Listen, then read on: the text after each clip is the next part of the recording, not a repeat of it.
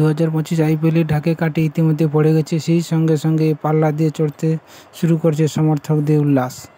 গত মৌসুমে আইপিএলে খেতাব জয় করেছিল কলকাতা নাইট রাইডার্স। এবার তারা সেই খেতাব ধরে রাখতে পারবে? বদ্ধপরিকর কেকেআর ব্রিগেড। এখন পর্যন্ত 3বার আইপিএল খেতাব জিতেছে কেকেআর। এবার তারা রাহানের ক্যাপ্টেন্সিতে চতুর্থবার আইপিএল ট্রফি জেতার লক্ষ্যে এগোচ্ছে। 22শে মার্চ টুর্নামেন্টে শুরু হতে চলেছে। তার প্রথম ম্যাচ আরসিবির বিরুদ্ধে নামছে কেকেআর বাহিনীরা। আপাতত চতুর্থ আইপিএলের দিকে তাকিয়ে রয়েছে কেকেআর সমর্থকরা। চতুর্থ চ্যাম্পিয়ন ট্রফি কি আসবে কেকেআরের ঘরে? মরসুমে গেম চেঞ্জার হয়ে উঠতে পারে 2025 আইপিএলে কেকেআরের গুরুত্বপূর্ণ 3-4 ব্যাটার।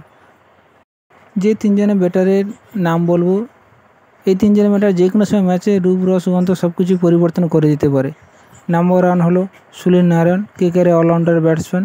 ব্যাটে বলে দুটোতেই পারদর্শী তিনি। ব্যাট হাতে পাওয়ার প্লেতে ধামাকাদার ব্যাটিং করেন এবং বোলিং হাতে দুর্দান্ত পারফরমেন্স তো আছে তার হাতে। তিনি তো বল হাতে অনেক ভেলকি দেখান।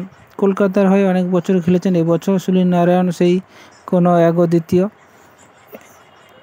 কেকেআরের সমর্থকরা এবছরও আশাবাদী যে কেকেআরের সুনীল নারায়ণ আবার গত বছরের কয়েক বছর না এবছরও সে একই রকম পারফরমেন্স দেবে। দ্বিতীয় নম্বর হলো অ্যান্ড্রু রাসেল মার্শাল, যিনি যে কোনো সময় ম্যাচের সংখ্যা পাল্টে দিতে পারে একজনেই। তিনি কেকেআরে প্রাণ ভোমরা হয়ে আছে এই মুহূর্তে অ্যান্ড্রু রাসেল। রিঙ্কু সিং মিডল অর্ডারে ফিনিশার হিসেবে কাজ করেন। তিনি 2023 আইপিএলে গুজরাটের বিরুদ্ধে 5 বলে 5টি 6 মেরে রাতারাতি তারকা হয়ে উঠেছিলেন এই ব্যাটসম্যান।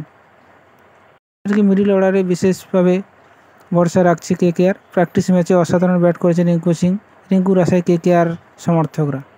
ভিডিওটি এই পর্যন্ত। ভিডিওটি ভালো লাগলে লাইক, কমেন্ট, শেয়ার করতে ভুলবেন না এবং আপনাদের প্রিয় পছন্দের একটি কমেন্টও করতে ভুলবেন না। ধন্যবাদ।